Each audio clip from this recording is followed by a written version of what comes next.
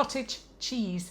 Some of you may have seen the films I've done of how I use cottage cheese at lunchtime, and I just chop little bits up. It can be anything, sort of salady bits, and mix it into cottage cheese. And I also did one, I topped it with mango and ginger and lime, and it was absolutely gorgeous.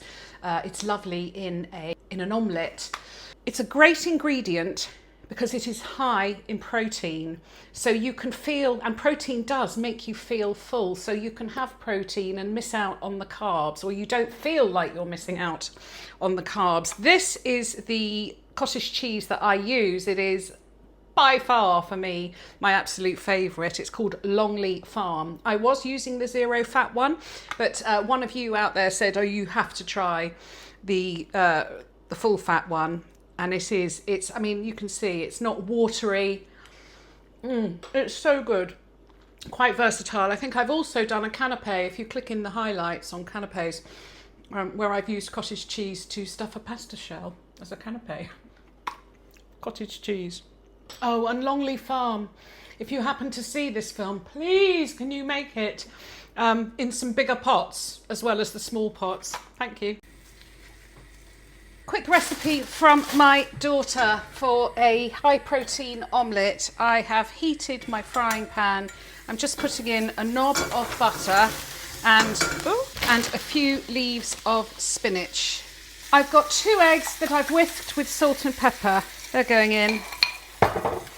I'm just going to give it a stir. I've got some cottage cheese. So I'm just going to put cottage cheese over half the omelette. That's about 2 tablespoons. I'm going to turn the heat off. I'm going to flip over. I don't know if you can see, I'll probably make a mess. I know I'll make a mess. Half the omelette, yes. Slide it onto a plate. I've made a right old mess. It's not beautiful. Spinach and cottage cheese omelette, high protein. I never thought of putting cottage cheese in an omelette before. It's really tasty. It's a lovely, warm, sunny day. This really isn't a recipe. I just sometimes like to share some of the snacky things that I eat.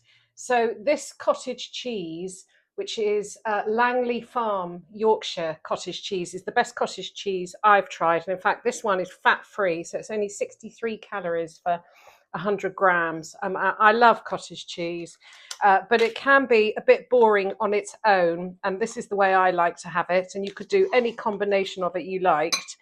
I've got some chopped spring onion, I've got some chopped cucumber, and I've got some coriander, and I'm just going to mix it all together, and that, my friends, will be a delicious snack. Oh, I am also, I can't resist, I am going to add a few chili flakes and some pepper. Give it a good stir. Other combinations you could do, you could chop up some tomato and mix it in and have it with basil. You could chop up red pepper, you could put in sweet corn. The sky's the limit. I just thought I'd share it with you. That is absolutely delicious. I'm actually also going to add some salt. Yum.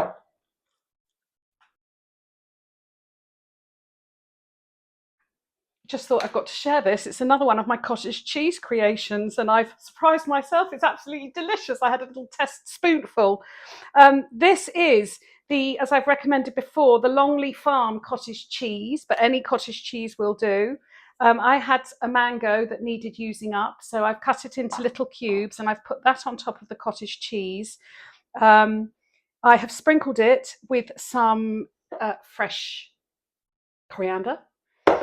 I've used one of these chilies. They're the ones that aren't too hot. So I've thinly sliced it and I've just dotted it around.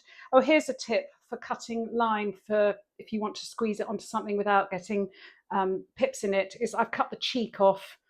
I am going to squeeze lime all over it.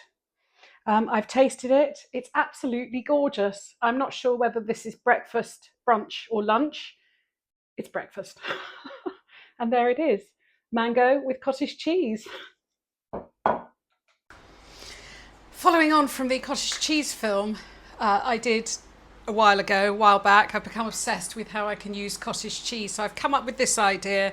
I've got these large pasta shells I can't remember what they're called, but they're the big pasta shells. I've cooked those to the pack instructions, refresh them in cold water. It's a cold dish. In here, I've got some cottage cheese, some fresh tomato chopped, and a spring onion finely chopped. I'm going to add in some torn basil. In here, I've also done a film on how to roast garlic. I've got my roast garlic. This keeps for a few weeks in the fridge. I'm going to mash it up and add that in. Pinch of chili flakes. Quite a lot of chili. Pepper. I'm putting in a little sprinkle of Maldon sea salt and give it a good stir. Fill the shells with the cottage cheese mixture. Put them on a plate. Drizzle. I've actually got a pot in the fridge of sun-dried tomatoes. I'm actually just going to use the oil from the sun-dried tomatoes to drizzle on. You could use extra virgin olive oil, obviously. This is a great product. It's cooked bacon. It has a really good shelf life in the fridge. This one is going to last for a month, and very useful to garnish dishes. I have finely chopped a couple of pieces of bacon. I am sprinkling the bacon on top. And lastly, garnish a couple of them with some basil leaves. There we have it. Stuffed pasta. I think you could eat that with your fingers, down in one. They tasted absolutely delicious.